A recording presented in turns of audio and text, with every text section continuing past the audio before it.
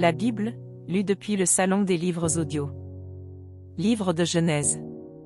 Chapitre 21. 1. L'Éternel se souvint de ce qu'il avait dit à Sarah, et l'Éternel accomplit pour Sarah ce qu'il avait promis. 2. Sarah devint enceinte, et elle enfanta un fils à Abraham dans sa vieillesse, au temps fixé dont Dieu lui avait parlé. 3. Abraham donna le nom d'Isaac au fils qui lui était né, que Sarah lui avait enfanté. 4. Abraham circoncit son fils Isaac, âgé de 8 jours, comme Dieu le lui avait ordonné. 5. Abraham était âgé de 100 ans, à la naissance d'Isaac, son fils. 6. Et Sarah dit, Dieu m'a fait un sujet de rire, quiconque l'apprendra rira de moi. 7. Elle ajouta, qui aurait dit à Abraham, Sarah allaitera des enfants? Cependant je lui ai enfanté un fils dans sa vieillesse. 8. L'enfant grandit, et fut sevré, et Abraham fit un grand festin le jour où Isaac fut sevré. 9. Sarah vit rire le fils qu'Agar, l'Égyptienne, avait enfanté à Abraham. 10. Et elle dit à Abraham, chasse cette servante et son fils, car le fils de cette servante n'héritera pas avec mon fils, avec Isaac. 11. Cette parole déplut fort aux yeux d'Abraham, à cause de son fils. 12. Mais Dieu dit à Abraham, que cela ne déplaise pas à tes yeux, à cause de l'enfant et de ta servante. Accorde à Sarah tout ce qu'elle te demandera, car c'est d'Isaac que sortira une postérité qui te sera propre. 13. Je ferai aussi une nation du fils de ta servante, car il est ta postérité. 14. Abraham se leva de bon matin, il prit du pain et une outre d'eau, qu'il donna à Agar et plaça sur son épaule, il lui remit aussi l'enfant, et la renvoya. Elle s'en alla, et s'égara dans le désert de Bir-Shéba. 15. Quand l'eau de l'outre fut épuisée, elle laissa l'enfant sous un des arbrisseaux.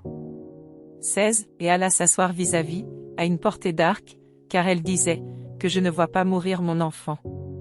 Elle s'assit donc vis-à-vis de lui, éleva la voix et pleura. 17. Dieu entendit la voix de l'enfant, et l'ange de Dieu appela du ciel Agar, et lui dit, que as-tu, Agar? Ne crains point, car Dieu a entendu la voix de l'enfant dans le lieu où il est. 18. Lève-toi, prends l'enfant, saisis-le de ta main, car je ferai de lui une grande nation. 19. Et Dieu lui ouvrit les yeux, et elle vit un puits d'eau, elle alla remplir d'eau l'outre, et donna à boire à l'enfant. 20. Dieu fut avec l'enfant, qui grandit, habita dans le désert, et devint tireur d'arc. 21. Il habita dans le désert de Paran, et sa mère lui prit une femme du pays d'Égypte. 22. En ce temps-là, Abimélec, accompagné de Picol, chef de son armée, parla ainsi à Abraham, Dieu est avec toi dans tout ce que tu fais. 23. Jure-moi maintenant ici, par le nom de Dieu, que tu ne tromperas ni moi, ni mes enfants, ni mes petits-enfants, et que tu auras pour moi et le pays où tu séjournes la même bienveillance que j'ai eue pour toi. 24. Abraham dit, je le jurerai. 25. Mais Abraham fit des reproches à Abimélec, au sujet d'un puits d'eau, dont s'étaient emparés de force les serviteurs d'Abimélec. 26. Abimélec répondit, j'ignore qui a fait cette chose-là, tu ne m'en as point informé, et moi, je ne l'apprends qu'aujourd'hui.